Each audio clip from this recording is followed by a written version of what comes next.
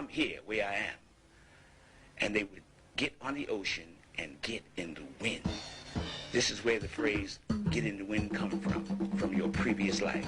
The Africans of Asia got to Asia by getting in the wind.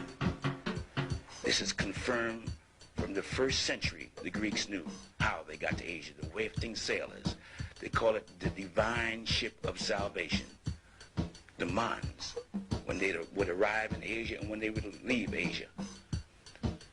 The Japanese badge of nobility is called a man. The monsoon, the monastery, mani, is identified with the black man of Asia. And the largest statues on the planet Earth located in Asia are depictions of the Buddha, the black man, the Jinnah. His hair confirms who he is. This is the largest statue in China and the largest statue on Earth depicting the black man. The oldest and largest manifestations of God, like this image of the Buddha in Thailand and Southeast Asia, are representations of the black Africans of Asia. There are no other statues or monuments of antiquity that precede them. They manifest themselves on Earth and prove life after death. This from Ceylon or Sri Lanka, showing the Buddha, thousands of years old. They are the largest statues on Earth, representing the black people of Asia, or the black man of Asia, the one who comes back from the dead to prove immortality. They do it all the time in all the countries, and they prophesied that they would do it before the end of this century.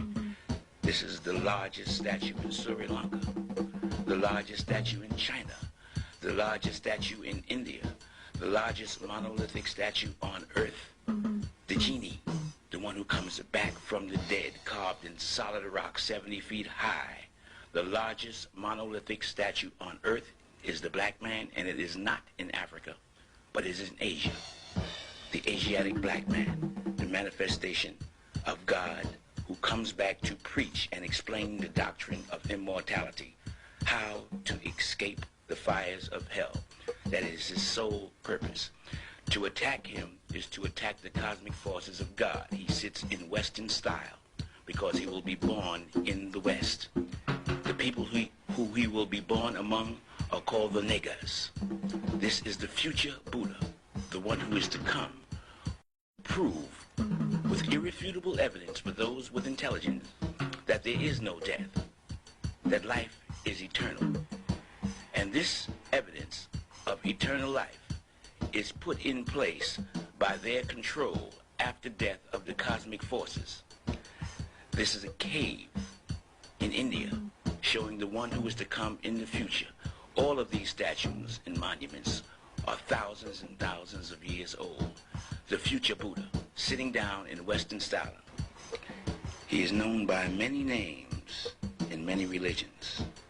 To the Christian, he's the Christ. To the Muslims, the Mahdi, the Messiah, the Avatar, Maruk Bull. To the Koreans, the Buddha, the Genie. All different names for the same individual who is to appear now at the end of the age, the beginning of the new cycle. He is also called Maitreya, the future Buddha. In this book, Maitreya, the future Buddha, you can find the prophecy of his return in 2,500 years. This prophecy identifies the time when he is to appear. It states that he will appear in 2,500 years in a tripartite year in the first year of a cycle. He will descend to be reborn, and he will produce a city of silver by transformation. He will change a city which will serve as evidence of who he is. He must produce a city by transformation. The Buddha was born in 560 BC and died in 480 BC. He received enlightenment at the age of 35, which is 525 BC. This prophecy had to have been made between 525 BC and 480 BC. If you project 2,500 years into the future, it'll come between 1975 and the year 2020. 30, 60, and 90 are tripartite years. 1930 and 1960 is gone. The only tripartite year left is 1990. The first year of a cycle is 1991. In 1991, the future Buddha is to appear. 1991. In Angkor in Southeast Asia, we find the city of the future Buddha, hidden from the outside world for thousands of years and discovered by the French in 1858. It was hidden in the jungle by fig trees. This is the city designated to confirm the future Buddha. This city was hidden because of the banyan tree, a tree that starts in the sky. Birds drop their seeds from the sky on the leaves of existing trees. The branches spread out horizontally and then grows down, covering everything beneath it. The tree is worshipped throughout Asia. It's called the tree of God. It is the only tree that starts in the sky and comes down. Here you see it written that one tree covered 20,000 people. It is the most unusual tree on earth. It's the fig tree, the banyan tree, the tree that hid a 36-mile wide city in the jungle for thousands of years. This is the tree of God. Here it is explained that the tree spreads indefinitely and it is not known to die. It's the tree of immortality. It is the most famous tree in Asia, the banyan tree, the tree of God. This is an artist's depiction of the city of the future Buddha, a city of stone, a stone Bible of the religious teachings of the Africans of Asia. This is the entrance to the temple called Angkor Thom. An 8-mile perimeter covers the city. This picture shows you how the tree starts in the sky and the roots come down, covering that face which you see. Those are roots from the tree which started in the sky, covering the face on a tower. There are 50 towers in this city with faces of the future Buddha. This is a close-up on the future Buddha's face with the roots which started in the sky and came down to cover it. The fig tree. This is a picture of that particular city, a map showing you the 36-mile perimeter. And there's a 7-mile perimeter around this city of Angkor Thom. This is the city which we will focus on, the Bayonne, the central temple of Angkor Thom. This city is viewed as a Bible, a sermon in stone. As you can see, it was built by men to confirm and serve as evidence, irrefutable evidence, of the future Buddha. That the Africans of Asia who built this here, they knew and wrote the future before it happened, and that the future Buddha would use these stone images of himself, these 50 stone-faced towers, skyscrapers in the sky, stone monuments, a Bible on the walls to confirm his identity, hidden in the jungle for thousands of years.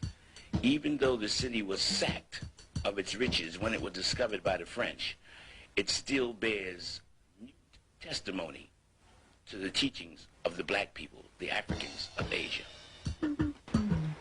These stone-faced monuments are depictions of the one to come. There are 50 towers telling you that this one, the future Buddha, who you see here, would be in a tower. The 50 towers representing the 50 states of the United States before they were ever discovered. The lions on the outside also bear testimony, since there are no lions in Asia. The lions came from Africa. These are African lions. This map shows you all the animals of Asia. The lion is not an indigenous animal. The tiger is.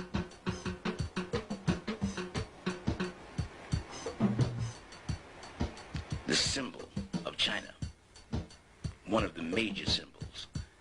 It's the symbol of the Asia Society for all the people of Asia, the lion, testimony to the influence of the Africans of Asia.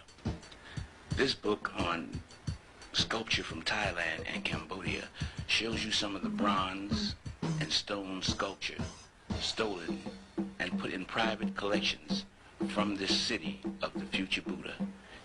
These were inside the temples and taken out by the colonial powers and put in private collections for private exhibits. The Africans of Asia.